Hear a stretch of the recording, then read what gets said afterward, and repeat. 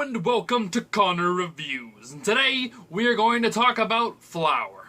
Now, for those of you who don't know, Flower is a game where you play as the wind, and as the wind, you must control flower petals. With these little flower petals, you want to make the flower petals hit other flowers, causing more flower petals to fall off, and eventually making a long train of flower petals that you use to hit more and more flowers. The more flowers you hit in a level, the more different areas unlock, and the more the map becomes more colorful and essentially comes to life. Wow, that sounds fucking gay. Oh, you're fucking kidding me. You actually like this game?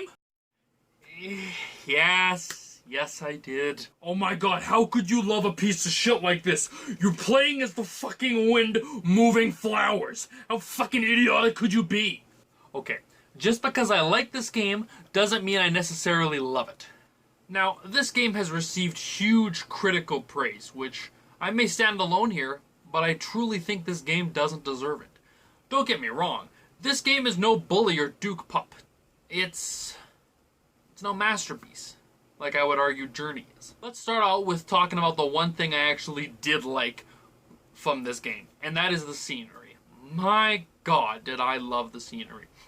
Honestly, I think the greatest talent that game company has is making the most beautiful backgrounds and scenery in all of gaming. It was just so beautiful. The way the grass moved is just amazing, and the colorfulness of this world that just filled you with so much joy.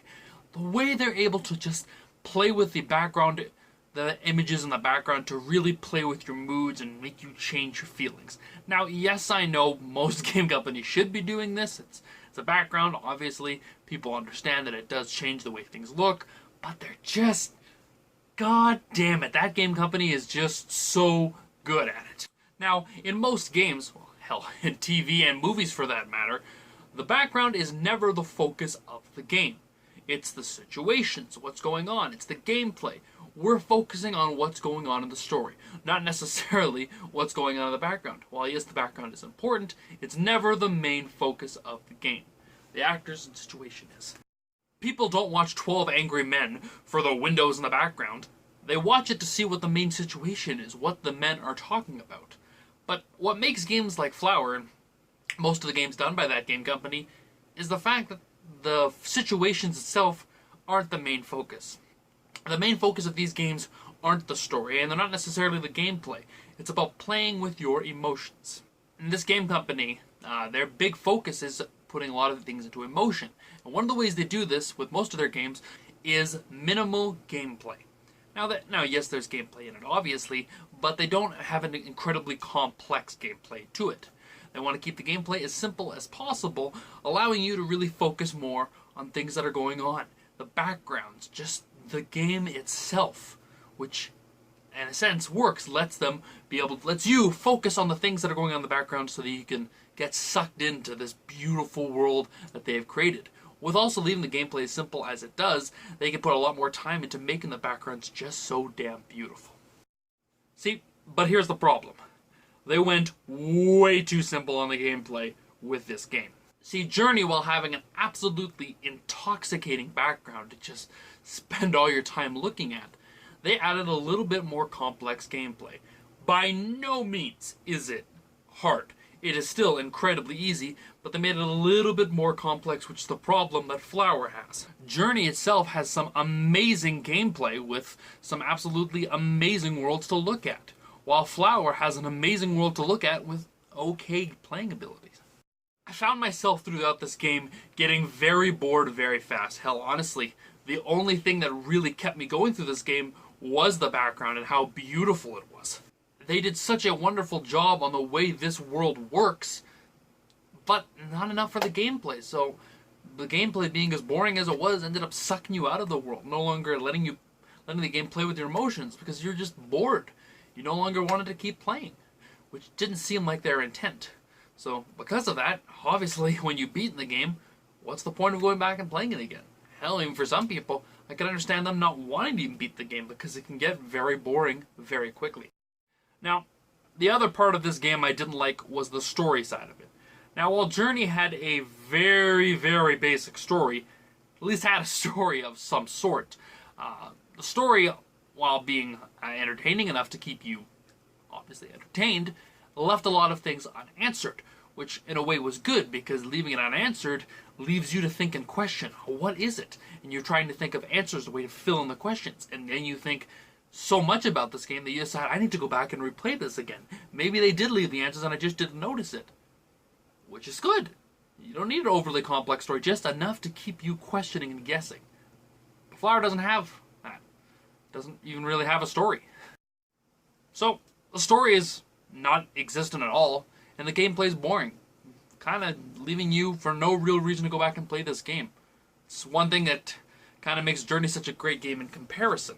And I'm sorry I have to keep referring back to this, but this is kind of the only game to refer to. Many games aren't designed with emotion in mind, so I have to compare it to something else where emotion is the main focus, like Journey. Is this Flower an awful concept? No, I think it's a great concept. But they messed up in just not having enough gameplay.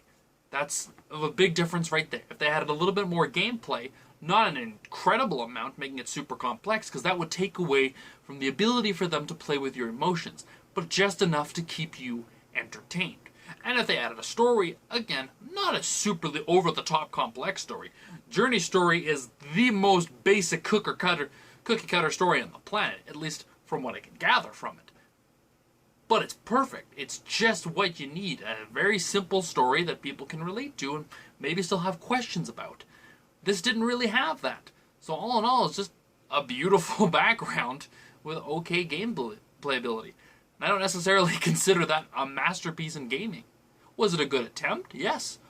I'm still standing by the fact that they did some great work when it comes to the backgrounds. In fact, Flower did come out before Journey, so I think this game company probably learned a lot of lessons from this game and used it for Journey. They probably thought very similar to me. I don't know. That's just me being an egotistical ass. But at the end of the day, is this a fantastic game? Do I think you should play it? It's not an awful game. It's not a great game. If you want to try it out, go ahead. I've met a few people that do really enjoy this game. While I can't say I'm personally one of them, who knows? You may enjoy this game way more than I would. I'm giving this game a 3 out of 5. So what did you think of Flower? Do you think you're still going to play this game anyways? Do you think this review seemed a little off because I was up partying all night last night, so now I seem quite tired throughout this whole review? Or do you think I'm just a small-minded idiot who doesn't really understand this game? Whatever you think, let me know in the comments section down below, and I'll see you next time.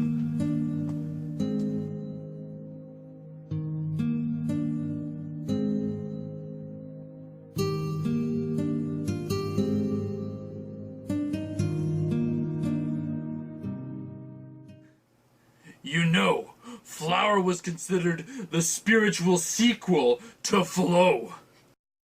Oh, God.